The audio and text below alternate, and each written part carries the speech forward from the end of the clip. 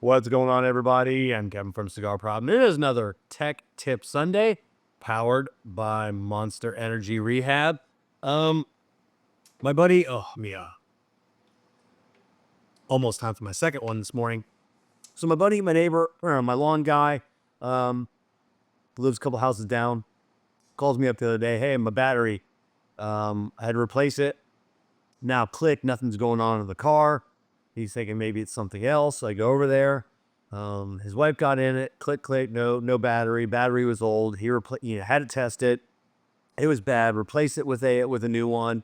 Now he's getting some key fob messages, error codes on the screen.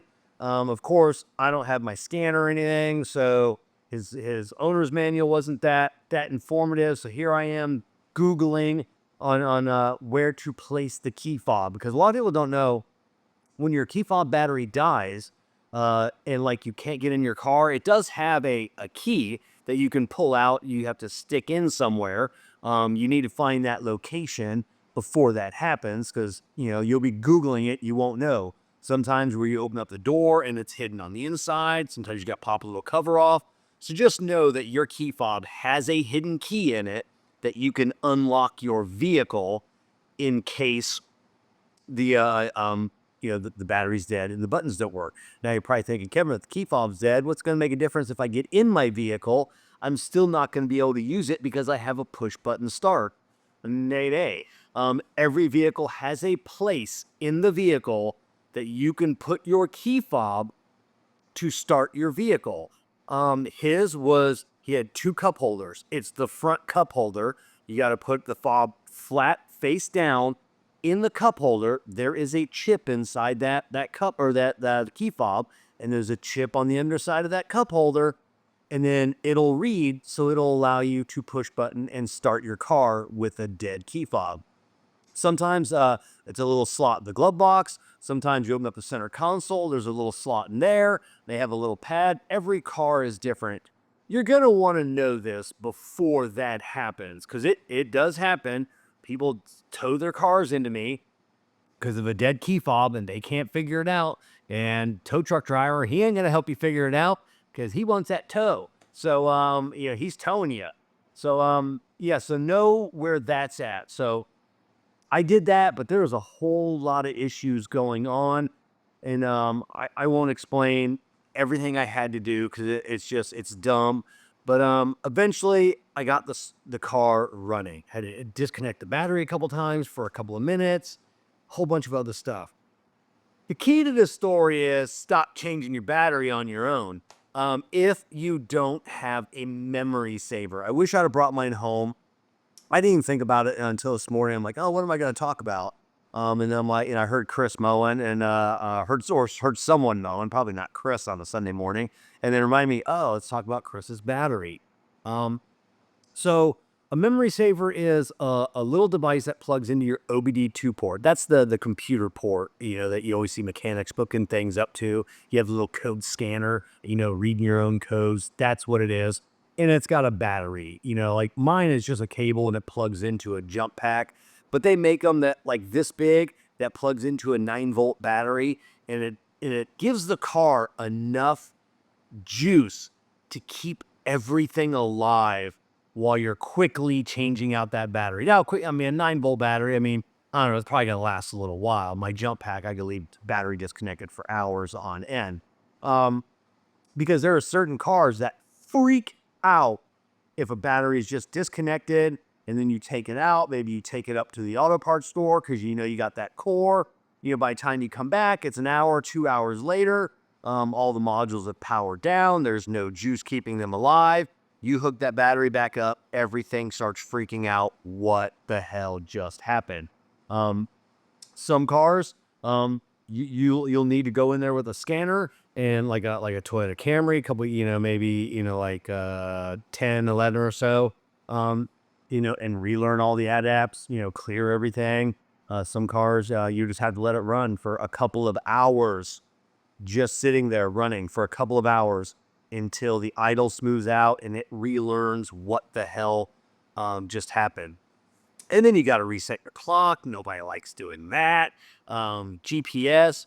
There's just a lot that can go wrong by just swapping out your battery. If you're taking it somewhere, and most of the auto parts stores, we've gotten some calls before from our local auto parts stores. Hey, new guy didn't use a memory saver. Can you help us out? And it's like, yeah, sometimes, especially if it's one right across the street, we'll bring the scanner over and take care of it for them, because they do send a lot of business our way. But if you got your buddy changing it out, your battery, your neighbor, the auto parts store, if the first thing they don't do is plug something in as a memory saver, you tell them stop.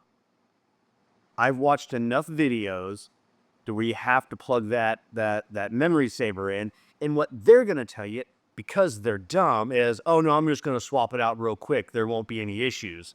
And you're not going to want to press the issue. You're not going to want to say, no, I don't want that, because it's going to make you look like a jerk, because they're just helping you out. But yeah, and I understand that. Just be prepared for the consequences when it doesn't start. When you have to have it towed somewhere, do you think your neighbor, your buddy, you think they're going to pay for that tow bill? They're going to pay me to do it? And they'll be like, man, I was just trying to help you out. I don't normally work on these new cars. So that's the catch-22. You're going to say, hey, stop. And they're like, no, I know what I'm doing. I've replaced batteries before. And then when it breaks, they're like, man, this is new stuff. I don't know. I don't work on this stuff. I just put a battery in my 1967, Pinto last week, and there was no issue. I just did it, so what's the workaround around that? Do you have a set of jumper cables? I almost don't want to tell you that, but so you take a set of jumper cables, you put them on the old battery while it's in the car. Put them on, if you can get to them, if you can clamp them on the terminals, positive, negative, and then you clamp them onto another battery. You can't use the battery you're about to put in. It fucking doesn't work that way. Well, you can technically sleight of hand. So let's say you're going to do that. Put them on the new battery. Then you disconnect the terminals from the old battery. You have someone holding them so they don't touch anything. You pull the new battery out, or the old battery out. You put the new battery in with the jumper cable still all connected, so the car still thinks there's a battery connected. You slide it in. You slide the terminals over. You let everything touch, and then you pull the jumper cables off. Bob's your uncle. And the car never knew that anything happened. But yeah, it's just, batteries are one of those things, man. And batteries are so expensive. I understand why people want to do it themselves. But I mean, the average battery at my shop, batteries are and we only use the best batteries. It's $300 for a battery. I replace batteries up to $500, $600. If you have a Mercedes, BMW, some of these cars that I have to go in there and I have to tell the computer that I put a new battery in, that's something else. People are like, wait, what? Yes, because a car's computer knows that a battery ages with time, so they actually ramp up the alternator incrementally over the years as they think that the battery is going to die, so the alternator is putting out more voltage to compensate for the less juice of the battery and to get it charged faster. So when you put in a brand new battery, the car still thinks the old battery's in there, so it's overcharging now, and you can wipe out your new battery fairly quickly. So you have to go in there, you have to tell the computer, hey, I just put a new battery in, scale that voltage back down to the factory spec, and then it'll start that time over again, and then incrementally it'll increase the voltage.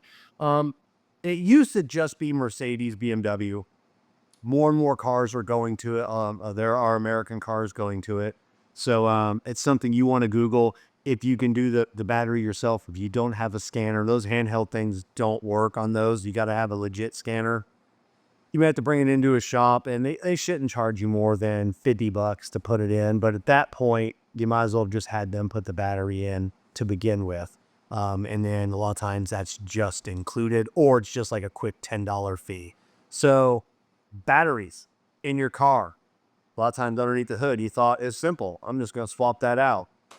It's not that simple anymore. Batteries are just, it's one of those things, like I said, we don't let the new kids, like I said, the young pups that used to be like their thing, oh, battery, just throw a battery in there. Not anymore. All right, cats and kittens, hopefully this was informative. We'll see you next week.